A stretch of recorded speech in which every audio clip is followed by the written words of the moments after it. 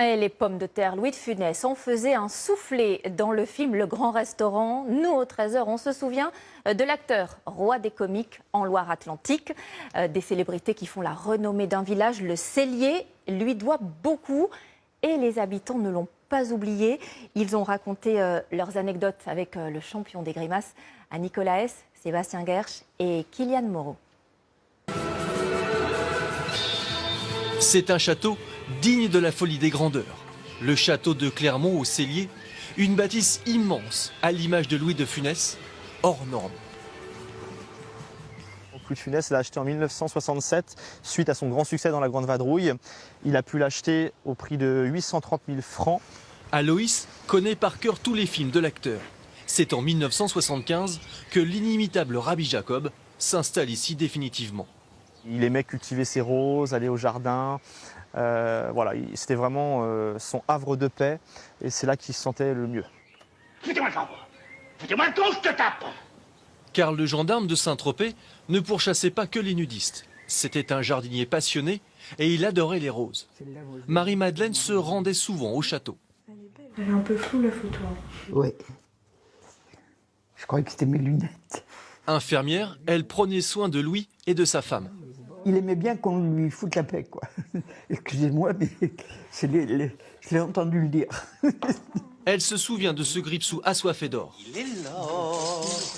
Pourtant très généreux, avec le club du 3e âge de la commune. Une fois par semaine, il leur offrait des petits gâteaux pour leur goûter. Et il faisait la commande des petits gâteaux à la boulangerie pour que ce soit porté à l'heure du goûter. Et l'artiste fera davantage. Loin de ses célèbres mimiques, l'homme est très croyant. Il assiste souvent à la messe dans l'église du bourg. Il finance notamment l'achat de l'orgue. Clin d'œil peut-être à Stanislas Lefort dans la Grande Vadrouille. Quand il venait ici, c'était vraiment pour se ressourcer, que ce soit à l'église, à la prière, que ce soit au jardin, à la pêche. Vraiment, il était au Cellier un tout autre homme qu'on peut voir au cinéma. La pêche en Loire, une autre passion de Louis de Funès. C'est ici, au pied de l'ancien restaurant Le Beau Rivage, qu'il amarrait son bateau. Marie avait une vingtaine d'années à l'époque. Avec son père, elle croisait souvent l'acteur, qui était parfois de très mauvaise foi. Ma biche, où êtes-vous, ma biche? On s'arrêtait toujours pour savoir comment il allait, si ça allait bien, s'il avait pêché du poisson. Et alors, systématiquement, il vous répondait « Bah non, il n'y en a pas de poisson ». Alors qu'il y en avait. Alors que bien évidemment, il avait ce chic d'être naturel, lui, tranquille, paisible. Louis de Funès repose avec sa femme à quelques mètres de leur château. Claude veille à l'entretien de la tombe. La popularité de l'artiste est toujours aussi grande. Là, vous voyez, un Belge de 22 ans qui a traversé toute la France à pied pour se rendre jusqu'ici. Je trouve ça sympa. Parfois, quelques découvertes sont surprenantes.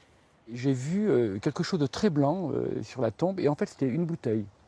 Une bonne bouteille de vin de Bordeaux. J'ai dit c'est bizarre, pourquoi aujourd'hui? J'en ai trouvé une deuxième et en fait je me suis rendu compte que c'est quelqu'un qui avait sûrement voulu trinquer avec Louis le jour de son anniversaire. Et justement, en parlant de vin, dans le domaine viticole où il aimait acheter son gamay, on continue de boire des ch'tis canons. À la tienne, le Glaude. À Louis de Funès.